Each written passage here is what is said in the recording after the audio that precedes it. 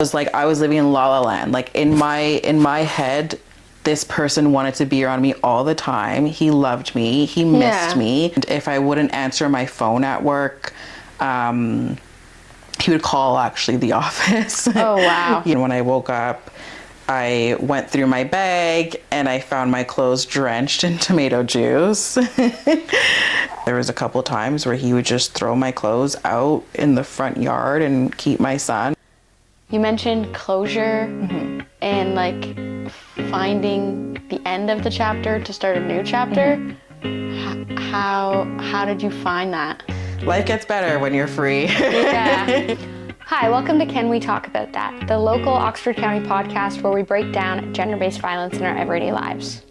One thing we haven't had the chance to do yet on this podcast is to sit down with survivors in our community and hear about what their stories look like, and also just what gender-based violence looks like for people living in our community. So today we'll have the chance to sit down with Tajay and hear a little bit more about her story. Before we get into the conversation today, I just do want to give a quick heads up that this conversation could be triggering for other survivors, and we will be talking about topics like physical abuse, emotional abuse, and violence. Just take care of yourself while you're listening, so if you need to take a break or maybe come back to this episode a little bit later, you're more than welcome. We do have supports for you if you do need a little bit extra help after listening. Feel free to call the DASO crisis line at 1-800-265-1938. It's open 24/7. Please like, subscribe, and share these episodes as we learn together and break down gender-based violence. For today's episode, we're doing something a little bit different. We have Tajay on our show today, and we're going to be looking at what it looks like to actually have a lived experience with gender-based violence and look at what your story's like. So, can you maybe start our episode off by just introducing yourself? Yes. So my name is Tajay. I wear many hats currently. I'm a mom, a sports mom at that too.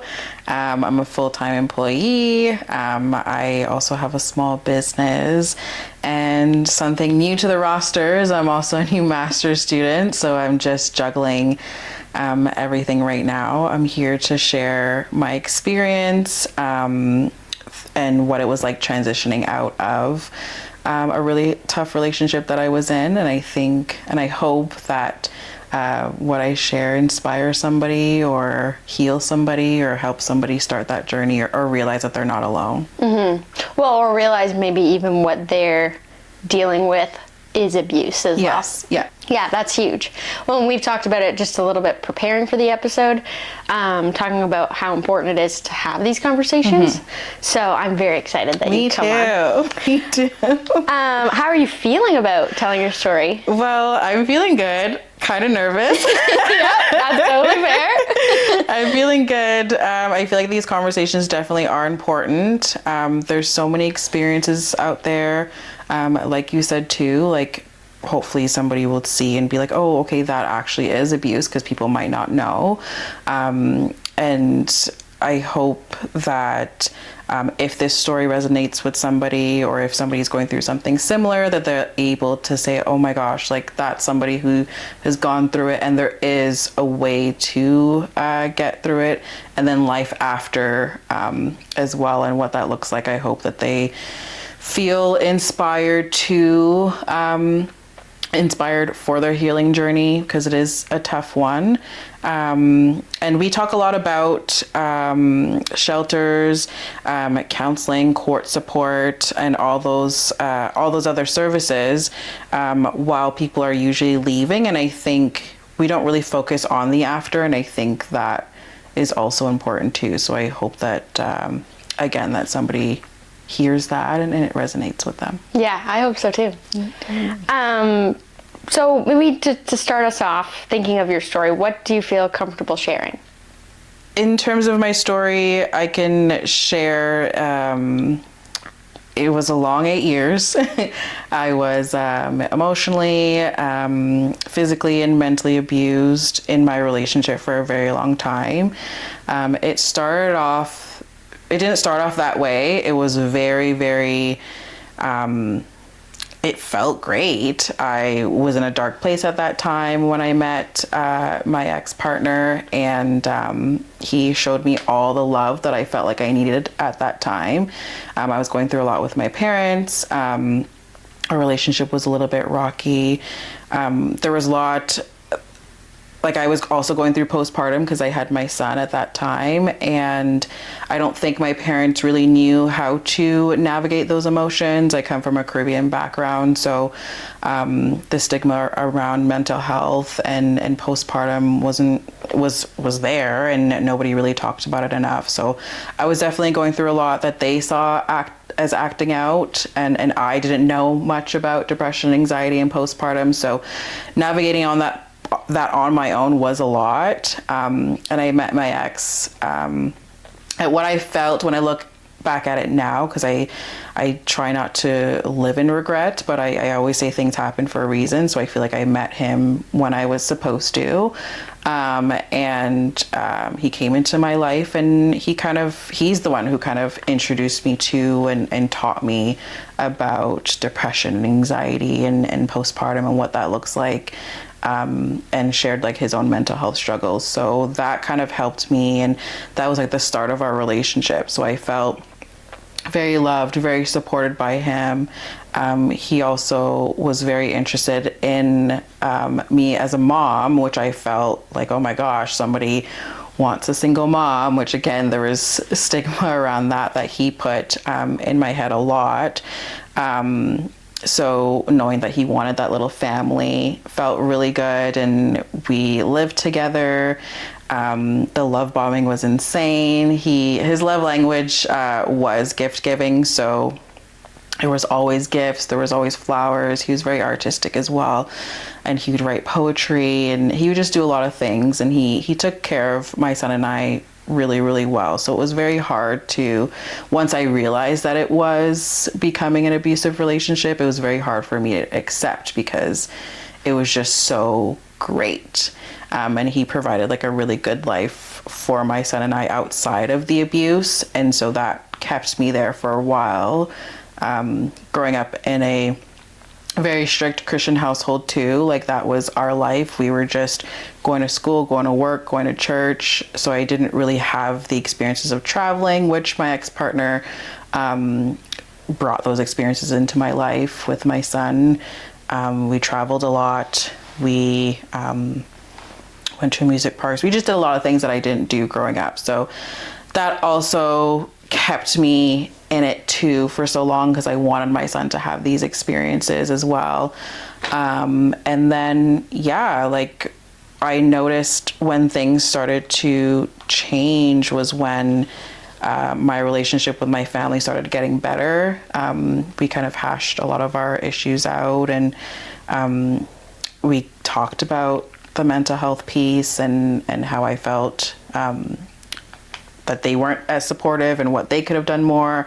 They've shared their experience and what they've learned, and it was great that we were able to move past that. I still live separately from them, but whenever I'd visit them, that's when I noticed that there was an issue. And I would get constant calls, constant text when I'm coming home. And then I would start getting like reminders of like, remember, like your family wasn't there for you. Ooh. And it was just me, and now like you're back with them, and they don't even love you, and just things like that. Like it was like a reminder. And then it put me in an awkward situation, because I'm sitting with my family and I'm just like, oh yeah, I remember, like, you know, like I was alone and I had no support. So it was always pretty awkward, and I would go home and he would be upset at me for going, and he would give me the silent treatment. And then I would always apologize to him for going or for staying out too late. And I always felt like I had to make it up to him, whether it be just not going out another time. I would miss an event with a friend or miss an event with the family because I already went out last month, so I can't go out. Maybe we'll try again next month or the month after.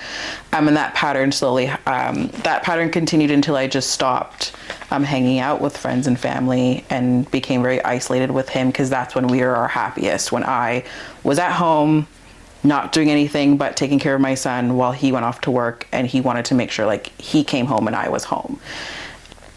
I never really realized what was happening, because in my mind I was like, he's happy. Like everything is fine when he's happy, so I will do what I'm supposed to do to make him happy.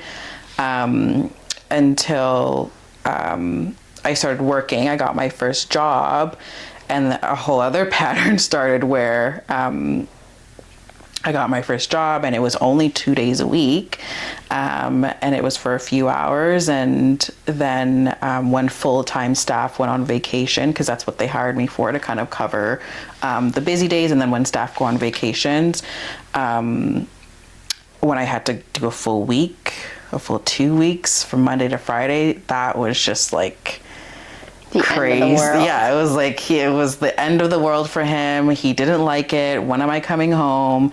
He would say like, this place isn't even a good job. They could be paying you more money. You do so much. Like just saying things that would make me think, oh, like maybe like, you know, like maybe I don't like working here, or you know what, maybe he's right. Maybe I can be at home. And he would always say things like, it's okay. Like I would rather work 2 jobs so that you can stay home. Like you don't have to work. Like take care of your son.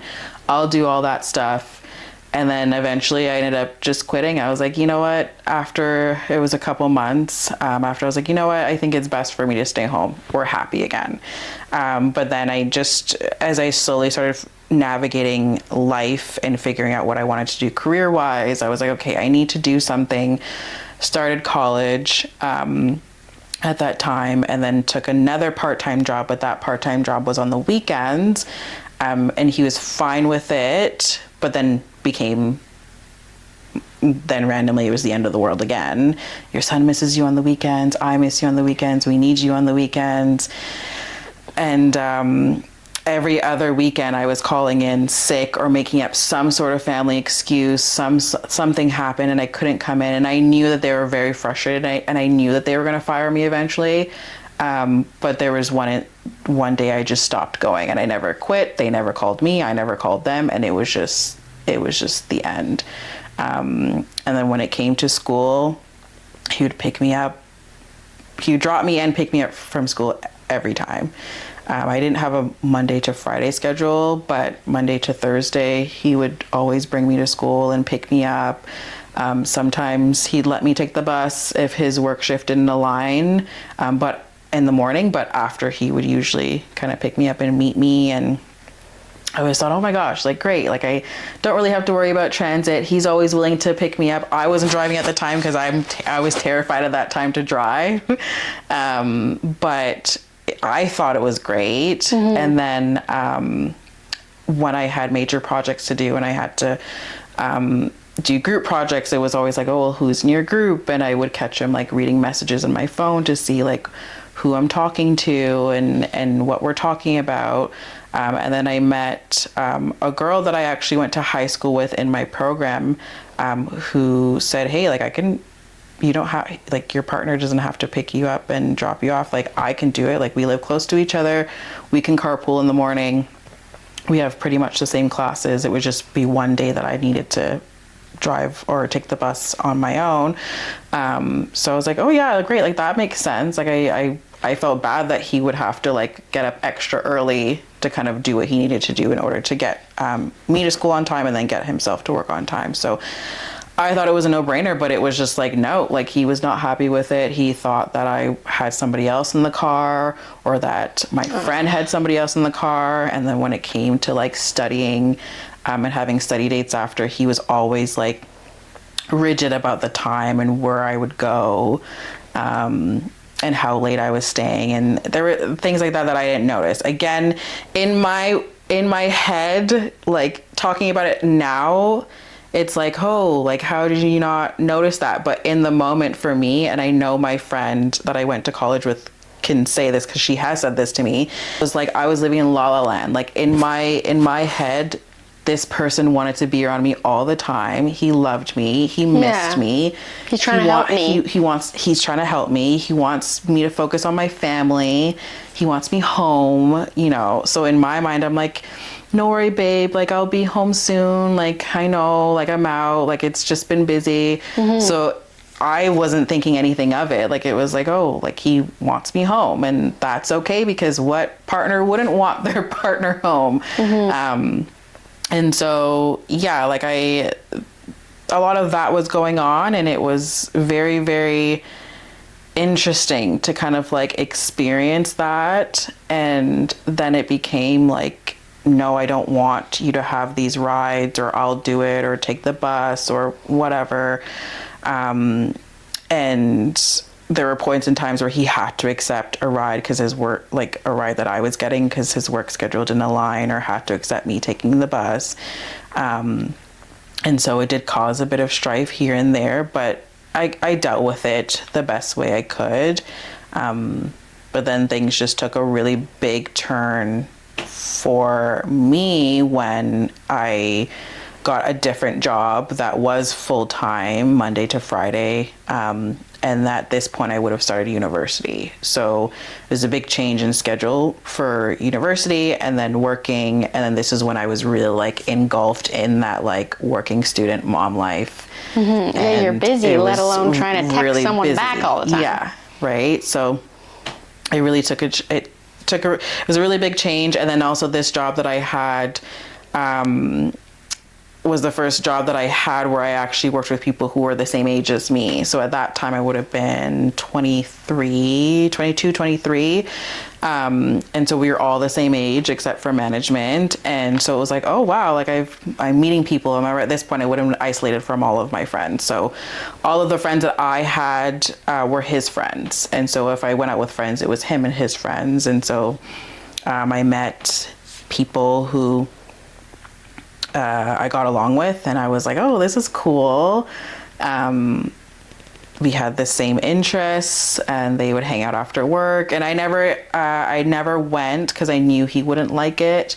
In fact, there were two guys that he wasn't too fond of me chatting with at work. So I tried to kind of stay away from them for a bit, which ironically, and we will talk about this later, one ended up being my partner. Oh, really? Oh, wow. So one of them now is my current partner.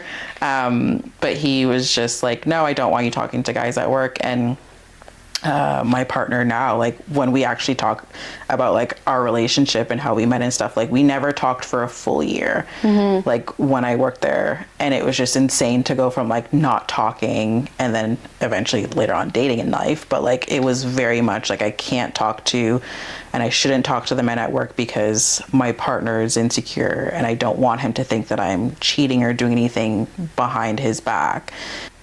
Things became very interesting when I actually started making friends, and I started like, you know what, like I actually want to hang out with these people, and I want to, you know, go to like work parties and go for drinks after work. And I started doing it.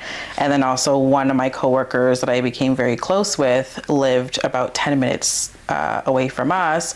And so another instance where she was like, why is he driving you? Like I can do it and I can bring you home on the days that we finish at the same time. And I was like, yeah, why not? And he didn't like it. Like he didn't like it. He felt like this person was trying to split us up. Like he was very controlling. He was very unhappy with that relationship that I had with her.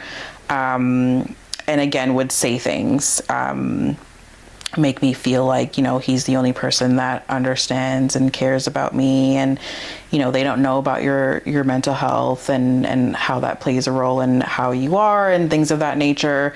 Oh, so again, vulnerability, feeling like, yeah, he's using it. Yeah. So always reminding me, like, I think from his perspective, and I guess I can't really speak for him, but from my experience, what I felt like he was doing was trying to like make sure that I didn't get too close to anybody else, because remember, only he cared about me. Only he did all these things for me. Only he housed me. Only he, you know, everything was about him.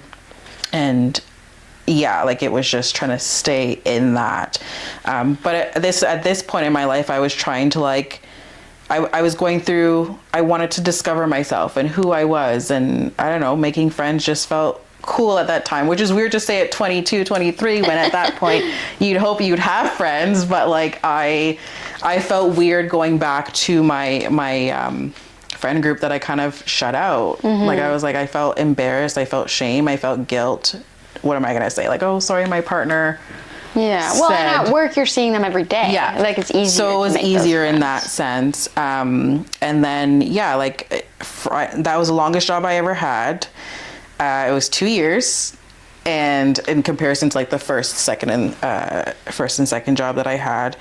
And so I think at that point too, when he realized after a year, he was like, oh, like she's committing to this job. She's not leaving. She's making friends. She's having a good time. And then it just became, that just threw his whole game off. He became very, very upset.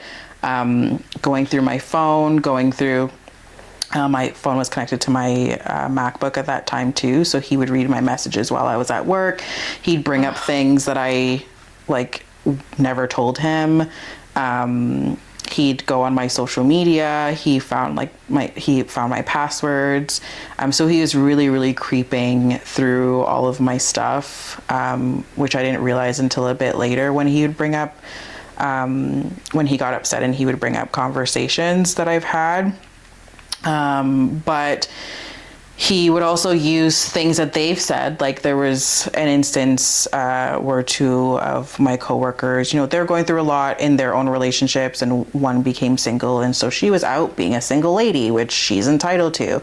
And so he was like, I shouldn't be friends with anybody who was single because, it's not appropriate for them to share what they're doing in their single life. And he would call my friend names and say all these things, and it was just wildly inappropriate. And then I would defend my friend, and then that's when it was just like, oh, like you're sticking up for somebody else over me. He became physical a couple of times, and it was very difficult for me. And there were a couple instances where I went to work and or school with like a busted lip. And that was pretty hard. And if I wouldn't answer my phone at work, he would call actually the office. Oh, wow. Yeah, he would call the office. And it was so insane. It was like, oh, like your partner's calling. And at this point, I never disclosed to anybody that I worked with what was going on in my relationship. So again, like, everyone thought, because how I presented it is like my partner just wants to be around me all the time, and he wants to stay by at the hip. He loves me. Yeah. And so there's like, oh, like so and so's calling, and I was like, oh gosh. So it's like, why didn't you answer the phone? And it's like, I'm just sitting on the phone, and he's like yelling at me while I'm sitting there like, yeah. Yeah, okay. No. And he's just like berating me over the phone, and I just have to like pretend that everything is okay. And then at that point, I felt like something was wrong. And that's when I realized things were wrong. I'm like, okay, there's no way that I could be doing anything wrong. I wasn't doing anything wrong. And so I decided to just, continue doing what I was doing. And this is when like everything spiraled for him, because he was used to me just coming back home, either quitting my job, flunking out on something, and just staying with him. And at that point, he started drinking a lot and drinking really heavily. And I had blamed myself for it a lot, because he wasn't an avid drinker when we first got together. And so this would have been like the last year or two of our relationship. And he became an alcoholic. And then the verbal abuse just came on a lot, and he would do things that he wouldn't remember the next day, because he would get blackout drunk, and he would say things to me that were wildly inappropriate, that he wouldn't remember the next day. So that part was always difficult, because how do you really apologize when you don't know, right? But what changed things for me was when one of my colleagues was planning a cottage birthday getaway, and our birthdays were around the same time. So she invited me, and she was like, it's your birthday, it's my birthday, let's just celebrate our birthday together if you aren't doing anything. And I wasn't doing anything big at that time. My ex at the time was gonna schedule like an appointment for me to get my first tattoo, and that was pretty much it. So I was like, yeah, like I'll come. And she did say like partners can come, we just have to let her know because of the spacing. And I did bring it up to my ex at the time, and he was like very reluctant, but he seen that I wanted to go. And he said, okay, he would go. Then he said he doesn't want to be around any of my friends, and he flunked out. So then I think he thought that I would flunk out, and I'm like, no, I'm going. Like I am gonna go. And then there was a lot of back and forth about it, and then eventually we agreed that I would just stay for one night. And as the time was getting close to it, I think he thought that I would probably say, you know, it's just one night, I'm not gonna go. But I didn't. I was like, okay, if I'm going for one night, I'm going for one night. It was the night before, and I packed all of my things, and I was like, okay, this is what I'm doing. I told him that he can have my location, so that if I was drinking and he was on his way to pick me up, he'd just have my location. So we set that up. We talked about rules and boundaries and all that fun stuff. And he had work early that morning, and we had to do our shift first before we went to the cottage. So we all would have met at work, did our half day shift, because for whatever reason we were only doing a half day that day, and then we would have drove to the cottage together as a group.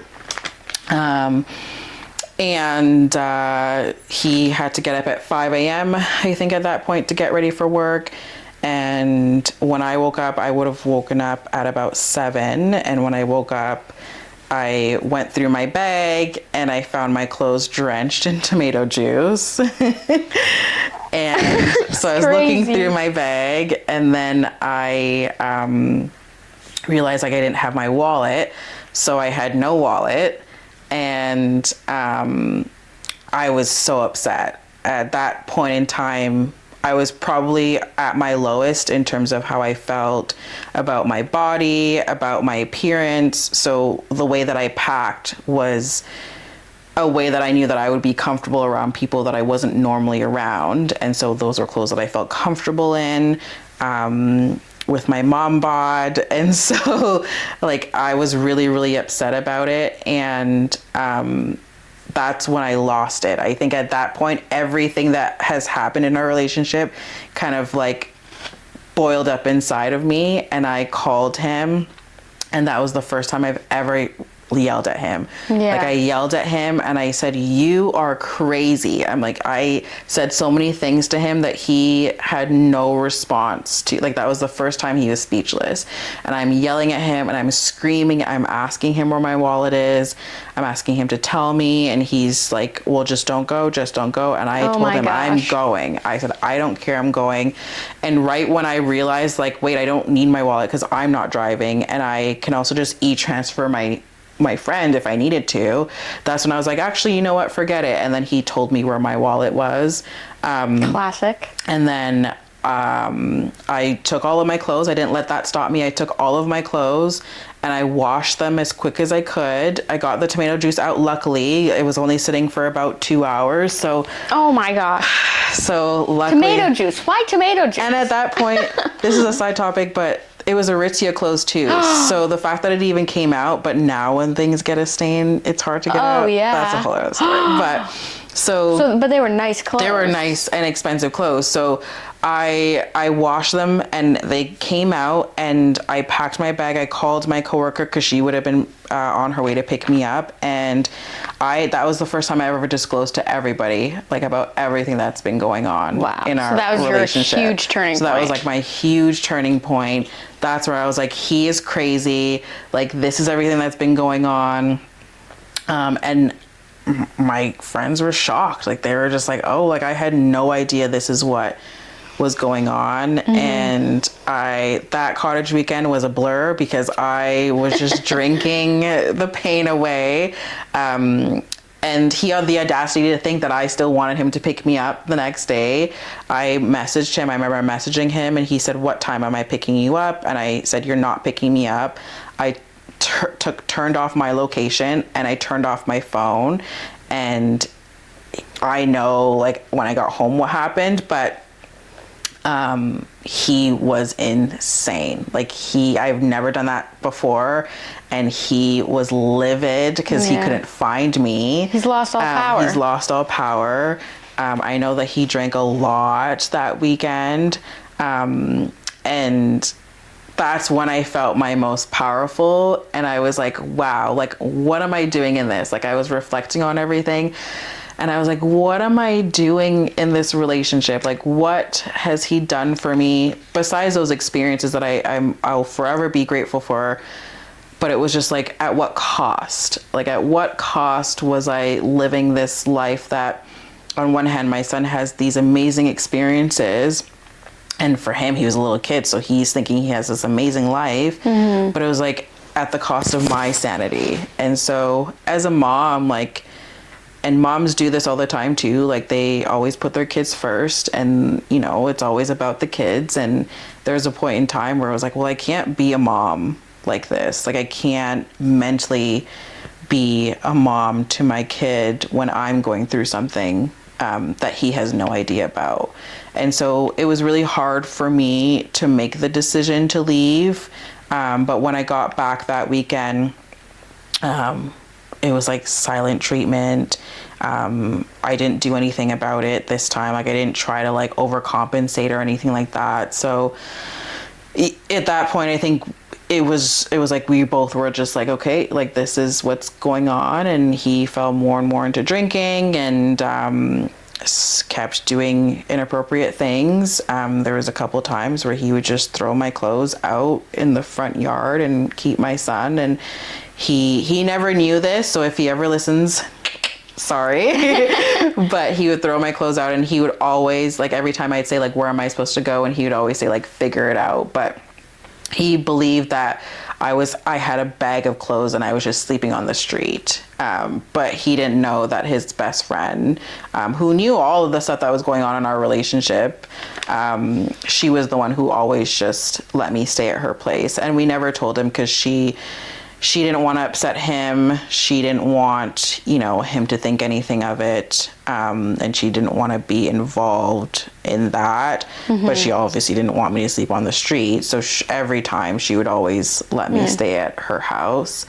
And so, but like, regardless of the fact that I had some place to stay, the fact that he was okay with knowing that for a night or two I was sleeping out in the streets was ridiculous. While you have my son. And he would say, like, I'm not giving him to you because you'll be on the street. And that's where he expected me to sleep. Oh my gosh. So, like, it was always difficult. Like, that was difficult for me. It was like, and that's when I realized, it's like, oh wow, like, this isn't love. Like, the love that I thought we had, it's like, you don't love somebody if you allow them to sleep on the park bench with their clothes. Right? Like, if or you not think have that, or not have that time, right? So at that point, like, I just started thinking about everything in our relationship, and I was like, this isn't the person for me. Like, this is not who I'm supposed to spend the rest of my life with. This is not who I'm supposed to build with. And that's when we started, you know, having discussions about separating. And it was actually COVID that ended up saving my life for me, which is difficult because COVID was such a tough time. But COVID is actually what really helped with finalizing and ensuring that we broke up and we separated, because at that point, our landlord wanted to sell the house. They wanted to, like, increase the rent by an insane amount, or we had to move. And so at that point, my parents had actually moved to Oxford County, and his parents at that point in time had moved like St. Catharines area, and both of our parents didn't have the space for all of us. It was me, him, my son, and a dog, and it was like, okay, well, we have to split up. But in his mind, it was like that it would be temporary. That's a great out. Yeah. And so it was like, okay, we had to move. The first 2 months was difficult for my son. So the first 2 months, which it happened in a summer. So my son spent the summer with him at his place. And then once school started, and like we just slowly transitioned him to just being with me full time, because he would want to go visit him and hang out with him. I would let him, because I didn't want him to suffer as best as I could.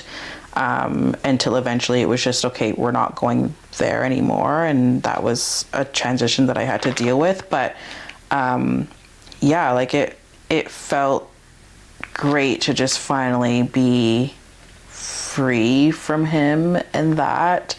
Yeah, free. And yeah, like it felt very freeing, and I was very, very happy with that. Yeah. Yeah. Good for you. Oh my gosh. Yeah. I feel like I jumped a lot, but no, that's fine. I think that was a good way to tell your story. Yeah. Because it's from beginning to end, basically. Yeah. Which is just wild. I will never be over that tomato juice story. And it had to be tomato juice. It had to be tomato juice, and it's my favorite story. I tell it now and I laugh, because I've never been that angry ever in my life. Like, even after, that's the angriest I've ever been in my entire life. And I don't know, I just well, it was like a crazy experience. Yeah. Well, and when you're telling it, I'm like sitting here listening, like wanting to root for you. Yeah. Because, when you watch a movie or something or hear a story, you're like rooting for that person. Yeah. So, yeah, I'm happy that you got angry. Yeah. But it's obviously scary and different to get angry in those situations, too. It sounds like your job was a really big help. Yes. And those coworkers. Yeah. Like, it sounds like they changed everything. Yeah. Like, that job really changed a lot for me. I'm still in touch with everyone there. We all went our separate ways in terms of just career-wise, and we're all really close.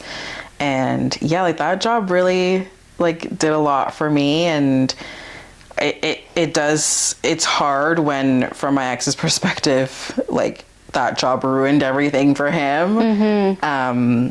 But no, I was really happy with the relationships that I've built, both friendships and my current relationship now. Yeah. Oh my gosh, I forgot about that. Yeah. And so, yeah, that job was meant Huge. to happen. Oh, yeah. And so when I do think, and this is for people listening, especially people who have been in a relationship long term, I think one of the biggest things that we're hard on ourselves about is the length of time that we stay. And so for me, when we first separated, I was so angry, thinking about I wasted 8 years of my life.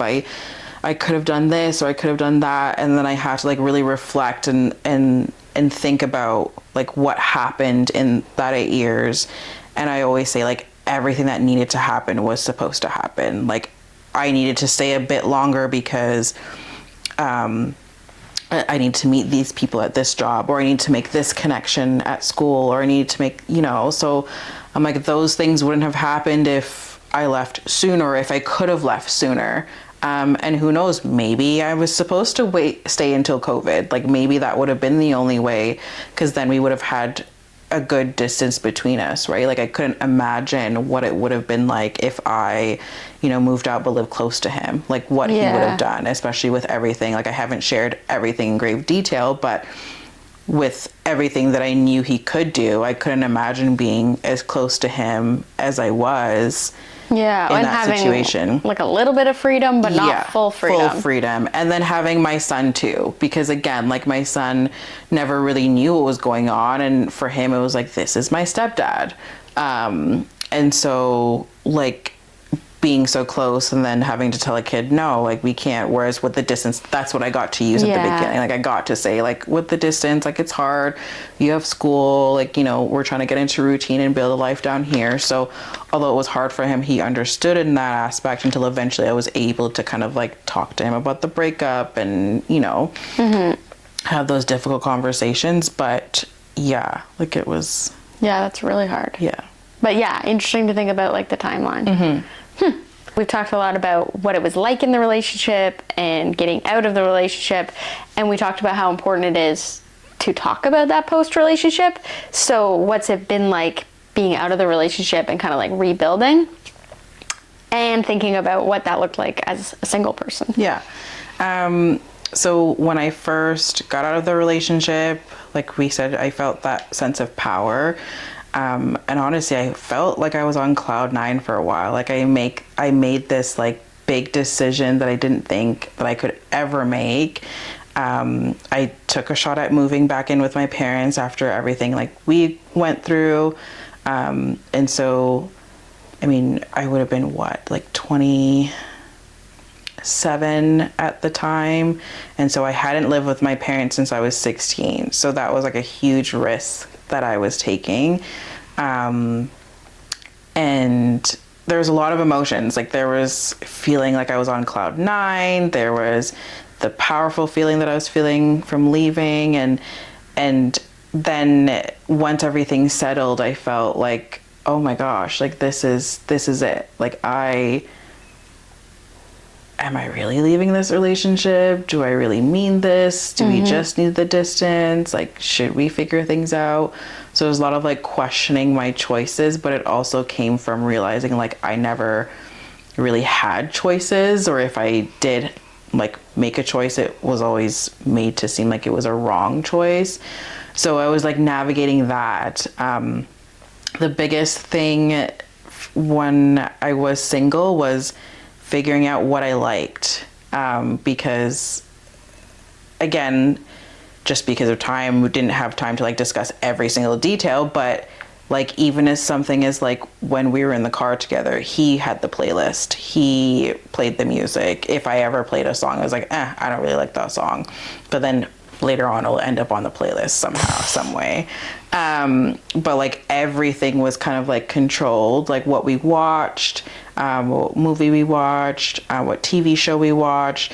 So figuring out what the heck I liked was such a challenge. Yeah, that's a big job. Because it was like, do I like these things because of my ex, or do I actually like these things? And both can be true, but I think the difficulty for me was figuring out like what's true versus what isn't. And I really, really struggled with that for a very long time. And so I would say I didn't watch TV for about a year because I didn't know what to choose. I didn't know what to choose to watch. I didn't really know what to listen to. I didn't know how to find the playlist that he found. Like it was just so weird having an iPhone with the Apple Music and navigating that, because I just remember like he would just send me playlists to just add, and I just picked it up and just listened. And so it like finding myself was very, very hard, and I felt like that was like that was the toughest part. And then slowly I realized like, okay, I like documentaries. So I would just watch documentaries. And then I was like, okay, well, I really like anime. So then I started like looking into anime. And then I just slowly build the confidence in myself and my choice that way. But it was really, really tough. I think the only thing, and this was like through and through in my relationship up until now, like the only decisions that I've made that I've always stuck with was career-wise. And I feel very confident in my career choices.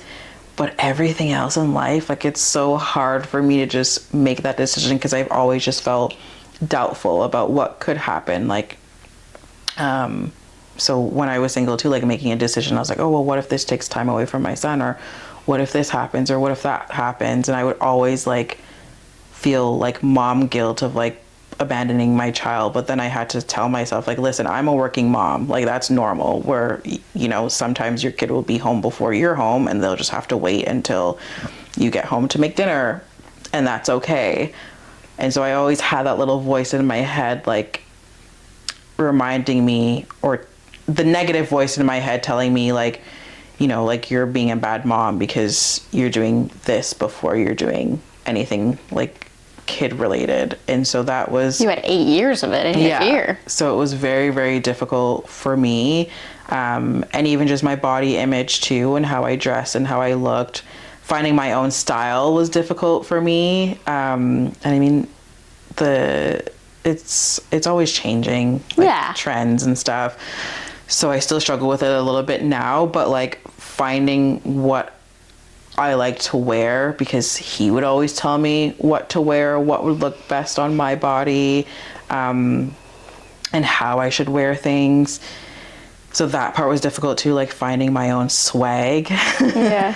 And that took me a while to like discover stores that I liked and what I didn't like, and so, but it was just navigating all single, like figuring everything out, and then I got into a relationship with one of the colleagues that I had. We connected, and we went from not talking and then talking and realizing that we have a lot in common. So I was like, oh, great, like, you're a nice guy.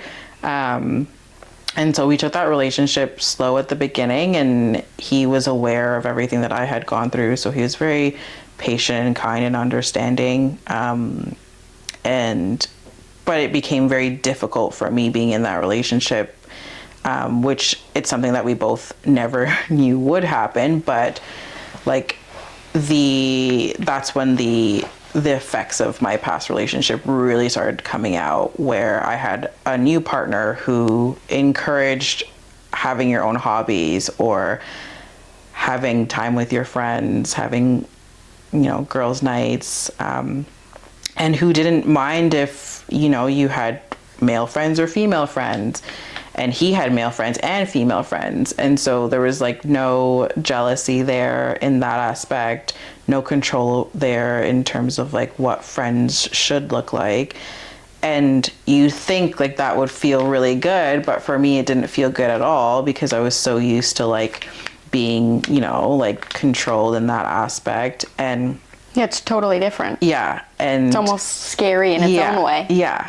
And so there wasn't much chaos in that, and that made me really uncomfortable. And to know that like if I was hanging out with family or if I went out with friends and he'd give me my space and I can call him or text him when I was ready, and vice versa, like that didn't make me feel comfortable. It's like, what do you mean I'm not looking at my phone and seeing 10 missed calls and 24 texts and things like that? Did you have the feeling of like, does he really love me if he's not doing that? Like that's exactly what came up for me. It was like, oh, this person does not love me at all. Like, how can you say that you love me when you're not obsessed with me? Like, you're not obsessing over me. You don't want to spend every waking second of the day with me. And like that really caused a lot of stress in our relationship. And then, to be truthful, I ended up becoming the one who was the abusive person in the relationship, and things never got physical, but the verbal abuse, and I was very, very manipulative with him as well. And that just was the only thing I knew. I was like, okay, well, he's not doing it, so I have to do it. And so for me, him not doing it meant that he didn't love me, which meant that he was seeing other people. Oof. And so like every time it was just like, well, he would go to work and he would go home, and my partner now, like, he's very routine based. And so he's routine based and he's very focused. So when he's focusing on something, he'll wait until he's settled to then like, check in and see how things are. So at the beginning of our relationship, he would work and he'd get home from work at like 9 p.m. And then settle in, text me maybe like 10 or whatever. And I'd be like, well, why didn't you text me? Like, why didn't you tell me you were home? Like, why didn't you tell? Like, I was just like, I wanted to know every single thing about his day, when he left work, how long it would have taken him to leave work to get home. You're like recreating. Yeah, like recreating Wow. that, to see if he had enough time to like go see somebody else before he got home. Like, it was insane. And it was funny because I was aware of what I was doing, but I also couldn't help myself, because I'm like, no, like, this is how he needs to know that I love him. Like, he needs to know that I want to spend time with him. I want to talk to him all the time. I need to know if he's okay, because a part of that too was anxiety, which I think that's what I believed, because that's what my ex used to tell me. Like, when he was anxious about how long it was taking me to come home, he would always say like, I don't know what can happen to you. Like, you're not that strong. He would joke and say like, you're a weak little girl and only I can protect you. Tajay, no. So he would just like make me feel like, oh my gosh, my protector, like I need to. So then I had that anxiety, like, oh, like what if something happened to you while you were driving or taking the bus or something and you're not messaging me? Meanwhile, my partner's like, I'm an adult. Like I can get myself home safely and I can get settled. And so, and then it became really bad when like he would hang out with his friends and then I would always get, like I was upset about it. Like anytime he had any like boy time and like I was just so upset, and he knew it became a pattern that every single time that he hung out with his buddies, like he would get home from the day and I would be giving him the silent treatment. And so then I would like, it happened so often that like that was my form of manipulation, where like he knew, okay, now I need to make it up to her. And so then he would say, which I would always say like, you're only doing it because I'm upset, but like he would then plan a date for us or like time for us where it's just us, or he would like do all these things to try to make it up to me so that I wasn't upset anymore. And it was like emotionally exhausting for him to think like, okay, like to have to think like that, like, okay, I'm hanging out with my buddies on Wednesday, on Friday I need to make sure that I'm not doing anything so that my girlfriend isn't upset. And so that was very, very difficult for the both of us. It was very difficult for me because like I said, I knew what I was doing, but I just couldn't stop. Like I couldn't help myself. And I had a partner who was so understanding, because we would have those open conversations and he would even call me out on certain things, but I just couldn't, I was taking advantage of that. And I felt like that was a part of my healing process too, like experiencing that, so that I knew, like, I think I had to see what he was going through to really like heal myself from that in a weird way. And then I had to do a lot of work in therapy. A lot happened in our relationship, and then now we're great. But like having that support from him, and you know, having those difficult conversations really helped.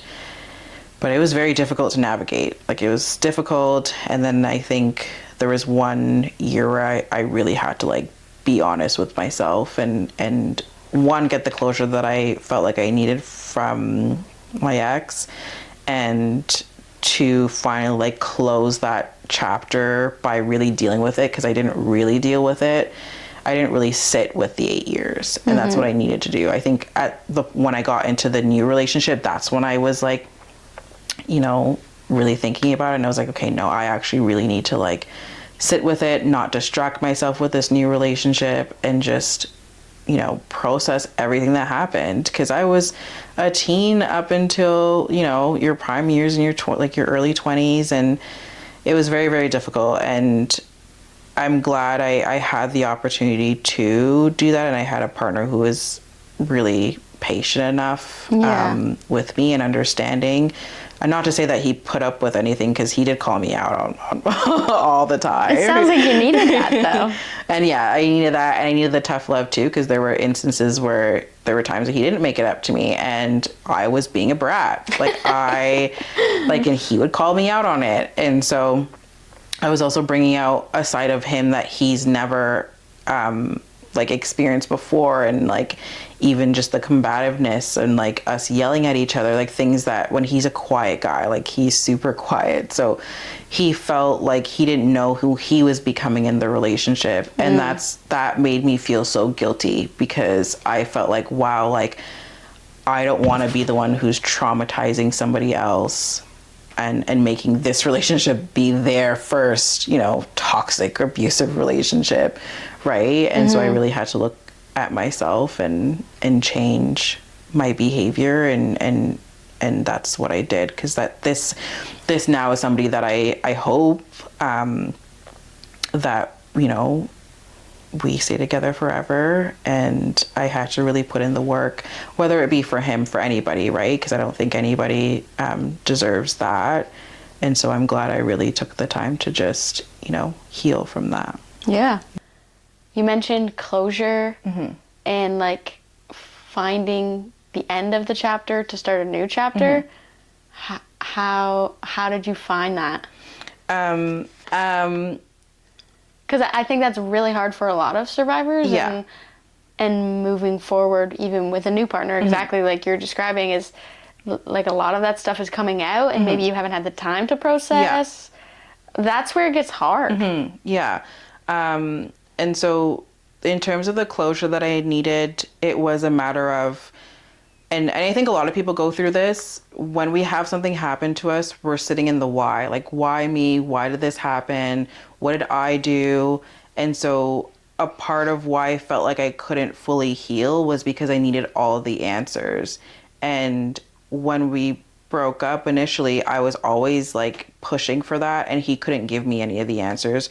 First of all, at that point, like, he was really badly intoxicated, like to the point where like he had to go to get clean and do a detox and stuff. So I wasn't really going to have any sort of productive conversations with him.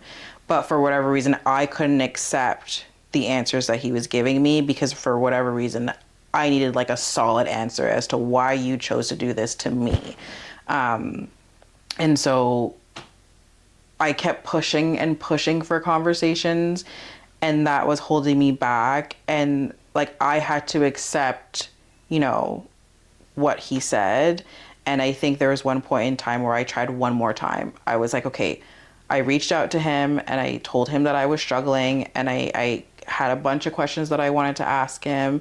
And at this point, this would have been when he became sober. So in his journey, he became sober and was starting to get his own life and deal with his own issues.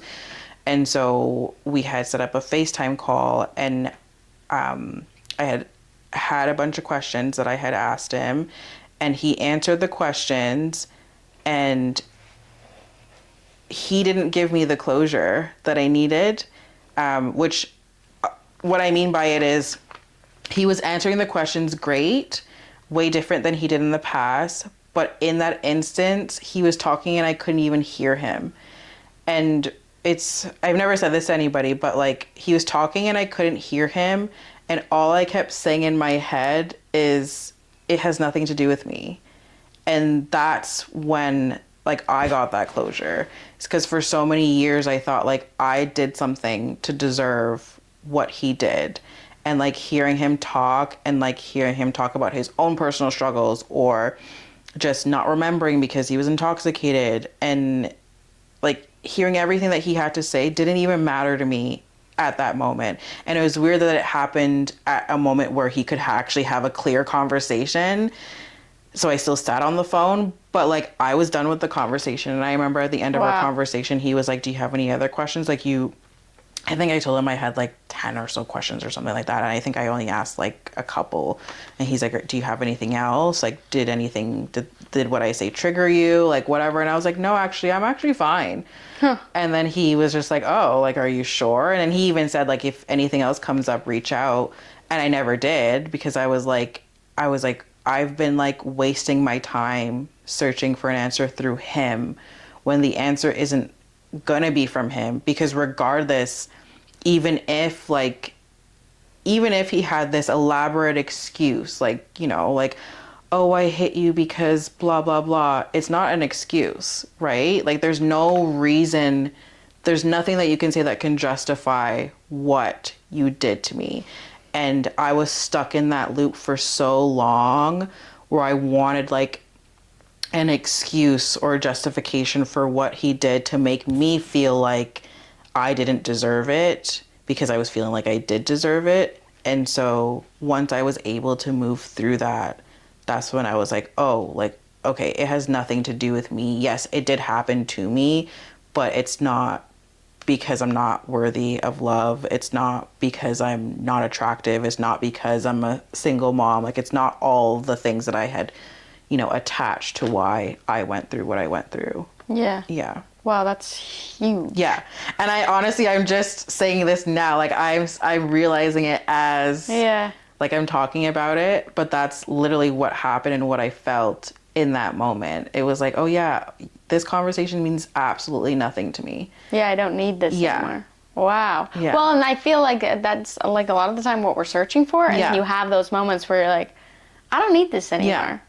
And that's what keeps us stuck a lot. And I felt stuck for so long because we broke up. And then I would say for years after, like, it was just like, what am I doing? Like, I needed answers. Like, and I think one of the struggles for me is, and I think a lot of people can resonate, but when you leave a situation like that, I think we focus on like the freedom and the power, but then we don't really realize that there's a lot of emotion still attached to it. Like it's kind of like the grief process, right?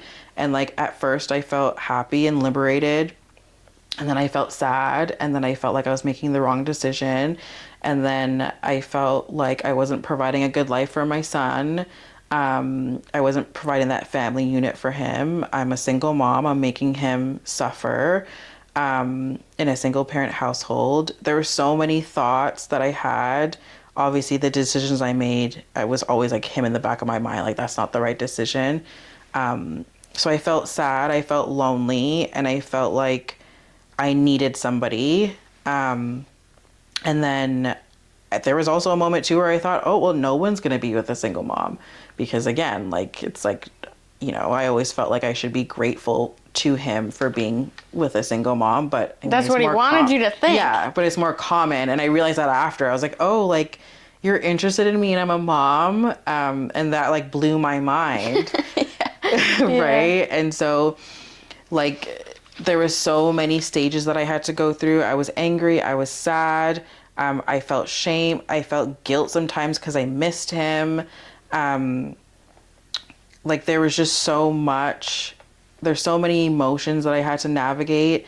And I think for a while I had to kind of like stuff them. I stuffed them because I felt like, why do I feel like this? And then that's kind of when like I started acting out a bit. And then that's when I was like, okay, like I actually have to address it. And that's when I had to like really sit with myself and say, all of these feelings are normal. Like it's not linear. There's going to be so many different waves and paths and emotions. And sometimes, you might feel okay and then something will happen and then you don't feel okay.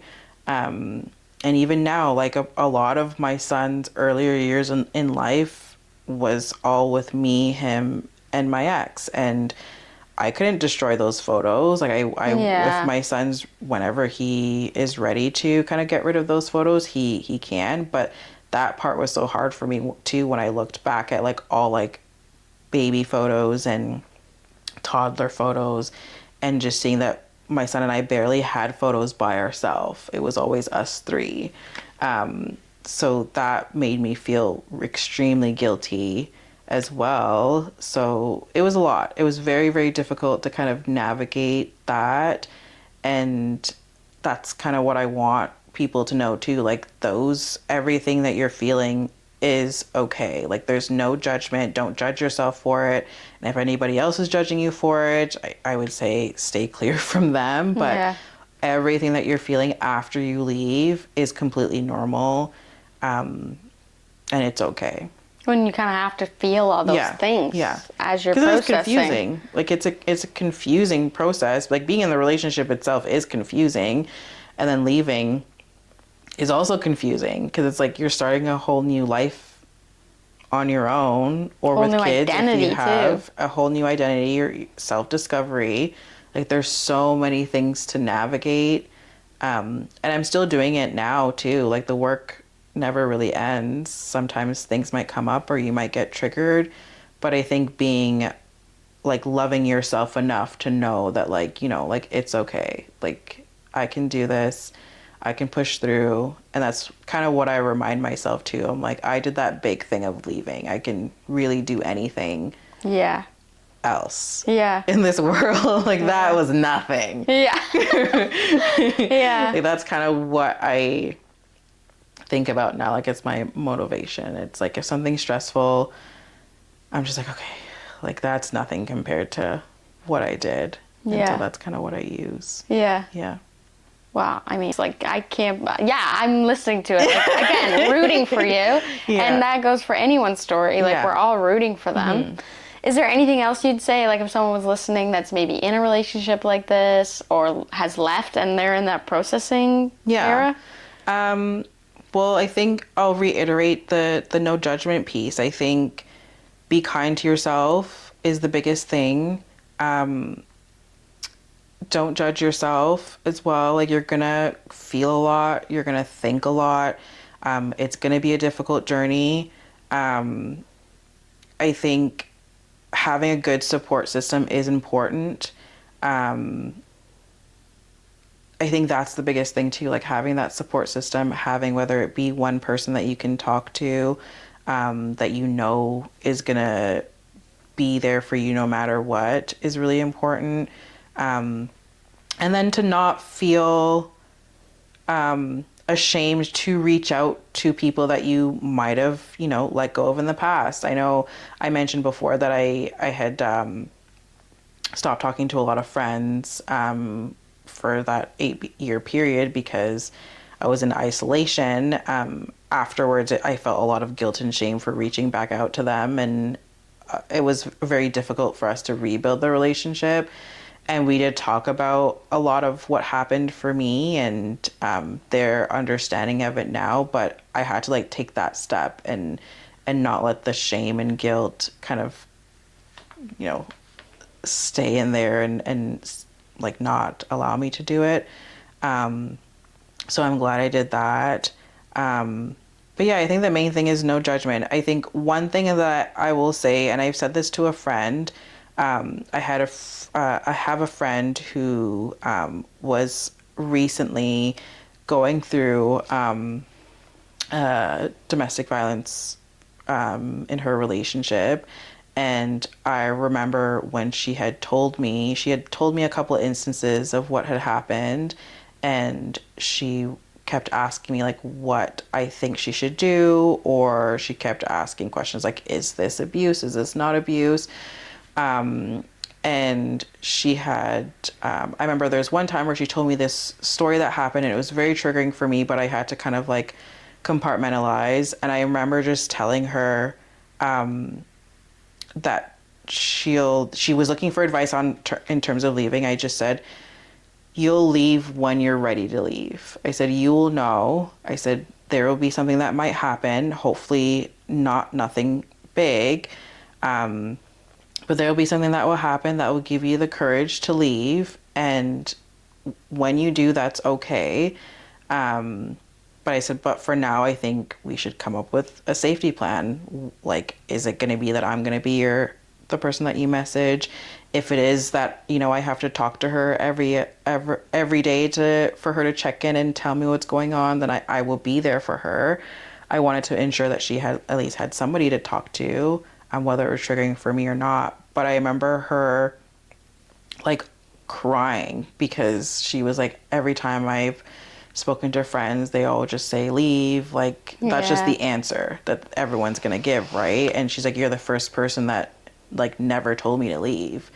And it's not that you're encouraging me to stay, but you're not telling me to leave either, because, and I said, well, it's not, I can't tell you to leave. I'm like, it's gonna be up to you. And then also there's no point in making somebody feel guilt or shame for staying. And I mean, I stayed in something for 8 years. Who am I to say, whether I would hope that, we all want our loved ones and close friends to not be in a situation like that and leave as soon as they can. But then there are people that I understand sometimes stay because they know that other people are judging them. And the fact that they would feel more comfortable staying in that because they have judgmental friends and family is tough. So I said, you know what? You'll know I'm not here to judge. I'm just here to listen and be your friend. And actually, I think a month later, she ended up leaving that relationship safely, which was really, really good. But just knowing that I could be that person who didn't judge her made me feel really good. Yeah. And I'm glad that it made her feel comfortable enough to continue sharing things with me.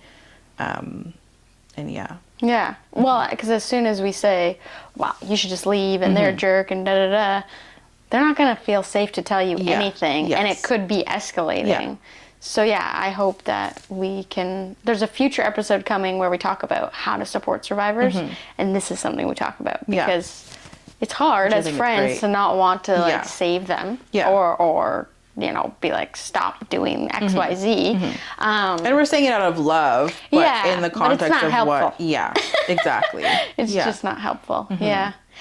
To wrap up our episode, is there anything we didn't touch on that maybe you want to share, whether about the relationship or afterwards or anything? I think to kind of wrap up, I just kind of want to summarize. Abuse doesn't always show up loud. It can start off sweet and soft and subtle, and then it can also come from somebody that you once felt loved and safe with. And so kind of, I know sometimes we get wrapped up in like, where did things go wrong? Like, how could I miss it? So I kind of want to like acknowledge that for people out there. And again, reiterating that healing is anything but linear. You'll have days where you'll feel strong and free, and you'll have days where you're happy, and then when you're upset, you might miss the person who hurt you, and that's okay. And you might compare them to every new relationship that you get into even after, and all that is normal. And realizing too that you're not dramatic, you're not imagining it. It is okay.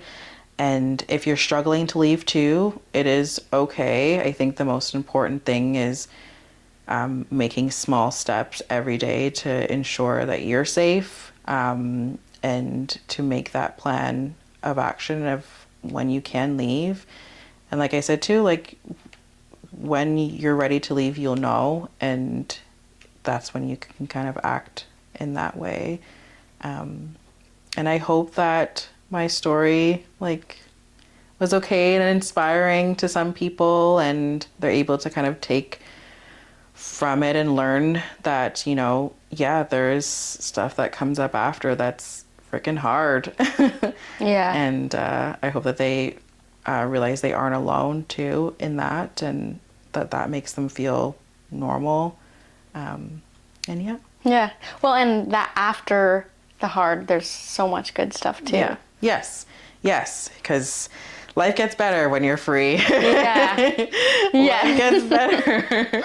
You find good TV shows, good music. Good TV shows, good music. I love music now. That's something that makes me super happy. That's where I find like my peace and joy, through music now. Finding my own music, discovering artists, my playlists. So cool. Life becomes beautiful after, and you are in control of it too. You're in control of that, and I think that's very freeing and very fun. Yeah, I love that. Yes. Thank you so much for coming on and sharing your story with us. Yes, I'm happy. Thanks. Thank you so much for listening to this really special episode of Can We Talk About That? A big thank you to Tajay for coming on and sharing her story with us. Again, if anything in this conversation maybe brought something up for you or you found it triggering, we do have help or support that you can call on the DASSA crisis line. It is open 24/7, it's free, and it's confidential. The toll-free number is 1-800-265-1938. We'll be back with more conversations that help to break down how gender-based violence shows up in our community and what we can do about it.